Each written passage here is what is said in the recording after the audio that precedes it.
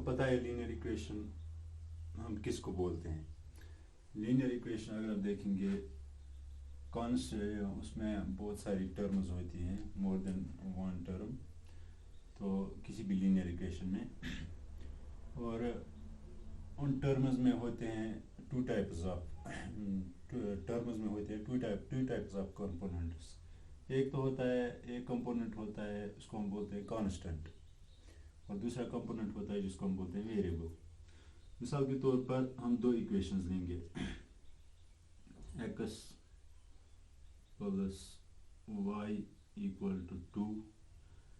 इससे पहले हम लेंगे 2x is equal to 3y, फिर हम लेंगे 5x square plus 4y plus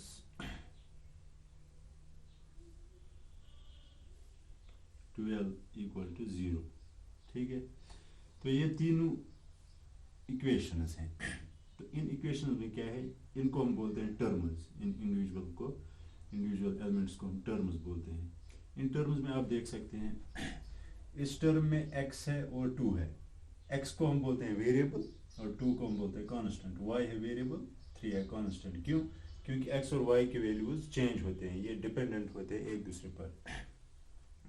तो यहाँ पे भी x variable, y variable, 5, 4, 12 are constants. 5x square का कोएफिशिएंट कहलाता है, 4y का कोएफिशिएंट कहलाता है, 12 इज ए कांस्टेंट। इसी तरह से y का कोएफिशिएंट यहाँ पे 1 है, x का कोएफिशिएंट भी 1 है। यहाँ पे x का कोएफिशिएंट है 2, y का कोएफिशिएंट है 3। देखिए फ़र्क है इन इक्वेशन में। अगर आप ये इक्वेशन देखेंगे, ये है अगर आप देखेंगे 2x इज इक्वल टू 3, ये वाली पहली जो इक्वेशन है ये है लीनियर इक्वेशन। लीनियर इक्वेशन क्यों है? क्योंकि इसका जो वेरिएबल है उसकी डिग्री है 1, पावर है 1। जैसे इसका पावर है 2x स्क्वायर, यहाँ पे पावर है 1, यहाँ पे भी पावर है 1, y का भी पावर है 1। तो जिस किसी भी इक्वेशन में वेरिएबल का हाईएस्ट पावर 1 होगा तो उसको हम बोलते हैं लीनियर इक्वेशन। फिर लीनियर इक्वेशंस की दो टाइप्स है। एक तो है linear equation in one variable, जिसमें एक ही वेरिएबल होगा, जैसे इसमें है x ही और 2 और 3 कांस्टेंट्स हैं, 2 इसका कोएफिशिएंट है। और दूसरी टाइप ऑफ लीनियर इक्वेशन है linear equation in two variables, x and y। ये भी लीनियर इक्वेशन ही है, क्योंकि x की भी डिग्री 1 है, y की भी डिग्री 1 है। तो इस इक्वेशन में हाईएस्ट जो पावर है किसी भी वेरिएबल का वो है 1। तो ये भी इसको हम बोलेंगे लीनियर इक्वेशन टू वेरिएबल्स, इसको बोलेंगे linear equation in one variable. इसी तरह से ये जो लास्ट में हमने लिखी है इक्वेशन, इसमें भी दो वेरिएबल्स हैं, तो it's an equation in two variables. लेकिन ये लीनियर इक्वेशन नहीं है, क्योंकि इसका पावर 1 नहीं, इसमें जो वेरिएबल्स हैं उनका हाईएस्ट पावर क्या है, इसका पावर है 1, लेकिन हाईएस्ट पावर है x का, वो है 2, यानी कि ये एक क्वाड्रेटिक इक्वेशन है।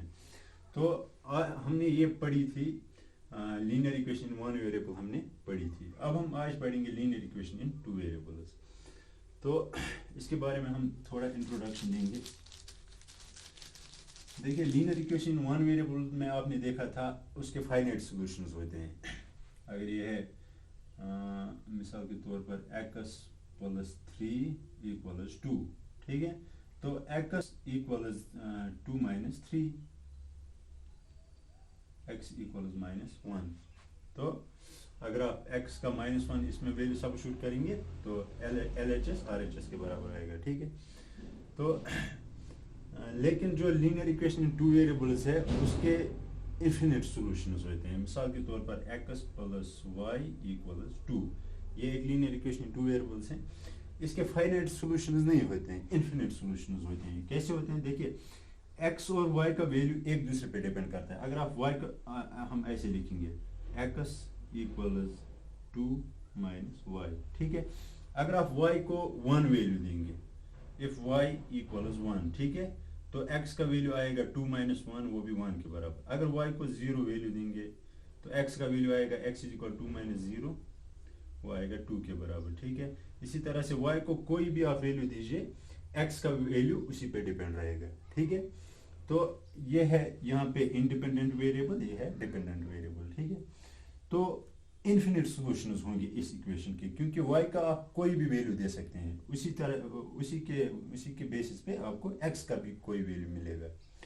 तो therefore linear equation in two variables, a linear equation in two variables has infinitely many solutions, ठीक है। तो ये एक चीज़। दूसरी चीज़ अगर आप देखेंगे, हमने कोऑर्डिनेट जियोमेट्री पढ़ी थी इससे पहले। कोऑर्डिनेट जियोमेट्री में अगर आप देखेंगे ये इक्वेशन अगर आप लेंगे, linear equation in two variables x प्लस वाई इक्वल्स 2, तो जो हम ये वैल्यूज निकालते हैं y equal to 1 therefore x equal to 1, y equal to 2 therefore x is equal to 2, इन वैल्यू से हमने कोऑर्डिनेट जियोमेट्री में देखा था, इन वैल्यू से हम ड्रा कर सकते हैं इसका ग्राफ। तो वो कैसे कर सकते हैं, देखिए एक कार्टेशियन प्लेन है x y x dash y dash, ठीक है। तो हम पहला पॉइंट प्लॉट करेंगे 1 और 1, तो x का वैल्यू 1, y का वैल्यू 1, 1 और 1 वो यहाँ पे आएगा, ठीक है। तो दूसरा पॉइंट हम प्लॉट करेंगे y इक्वल टू 0, यानी कि वो x एक्सिस पे होगा, x इक्वल टू 2, 1 और 2, ठीक है। इन दो पॉइंट्स को हम ऐसे ज्वाइन करेंगे, तो ये लाइन आई हमारे पास, ये लाइन किसका ग्राफ है, ये ग्राफिकल रिप्रेजेंटेशन है किसकी, इस लीनियर इक्वेशन की, x प्लस वाई इक्वल्स 2। तो ये हो गया।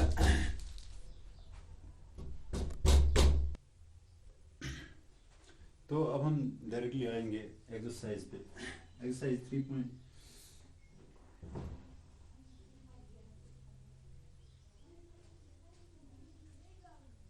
The cost of a notebook is twice the cost of a pen. Write a linear equation in two variables to represent this statement. The cost of a notebook is twice the cost of a pen. Question number 1 क्या बोलता है, The cost of a notebook is twice the cost of a pen. हमारे पास एक notebook है जिसकी कीमत एक pen से दुगनी है। हम लेंगे let the cost of the notebook be rupees x, ठीक है। यहाँ डायरेक्टली आप x ही लीजिए, वो आपको पता ही है रुपीज में है। let the cost of the notebook be rupees x। इसी तरह से let the cost of the pen be rupees y, ठीक है। इन दोनों में रिलेशन क्या है, इन दोनों में रिलेशन है cost of notebook is twice the cost of pen। cost of notebook जो है वो है twice the cost of pen, यानी कि x जो है ये है twice the cost of y, ठीक है। x is twice y, जो जितने में हमें नोटबुक मिलेगी उस नोटबुक की कीमत है वो दुगनी है पेन की कीमत से, यानी कि अगर 10 रुपए में हमें एक नोटबुक मिलेगी, 10 रुपए में हमें 2 पेन मिलेंगे, ठीक है। तो हमें क्या करना था, हमें ये रिप्रेजेंट करनी थी, ये डिटेल हमें रिप्रेजेंट करनी थी in linear equation in two variables. वो होगा किसके बराबर, x इक्वल्स टू y। तो ये हो गया question number 1। Cost of notebook x है, कॉस्ट ऑफ पेन y है। क्वेश्चन हमें बोल रहा है the cost of notebook is twice the cost of pen, तो x इज ट्वाइस y। तो ये हो गया इसकी linear equation in two variables में रिप्रेजेंटेशन। तो क्वेश्चन नंबर 2 हम देखेंगे क्या बोल रहा है। Express the following linear equation in the form ax plus by plus c equals d 0, 2x plus 3y 9.35, 2x plus 3y 9.35। Question बोल रहा है ये जो यहाँ पे लीनियर इक्वेशन टू वेरिएबल्स दी हुई है इसको आप किस फॉर्म में रिप्रेजेंट कीजिए, इस फॉर्म में ax plus by plus c equals 0, इस फॉर्म में आप इसको लाइए। इस फॉर्म में लाने के बाद आप बोलिए a का वैल्यू क्या है, ठीक है, b का वैल्यू क्या है, c का वैल्यू क्या है, ठीक है। ये standard form of linear equation two variables है, ax plus by plus c equals 0। यहाँ पे x और y वेरिएबल्स हैं, दो variables a b and c are constants. उन कॉन्स्टेंट्स में a कोफिशिएंट है x का, b कोफिशिएंट है y का, c is a constant, independent constant. तो हम क्या करेंगे, हम लिखेंगे यहाँ पे RHS में है 0, तो ये वाली टर्म हम LHS में लाएंगे। LHS में लाने के बाद क्या करना पड़ेगा हमें, यहाँ पे इसका साइन है पॉजिटिव, यहाँ पे नेगेटिव आएगा, उसको हम बोलते हैं ट्रांसपोजिशन। एक टर्म को इक्वलिटी के दूसरे साइड लाना, उस प्रोसेस को हम बोलते हैं ट्रांसपोजिशन। तो 2x प्लस 3y प्लस 9.35 बार को हम इधर लाएंगे, यह आएगा माइनस 9.35 बार, ठीक है, इक्वल 0, इस साइड 0 रहेगा। अब देखिए, अब ये आ गई इस फॉर्म में, ये वाली लीनियर इक्वेशन इस फॉर्म में आ गई। अब हम देखेंगे a का वैल्यू क्या है।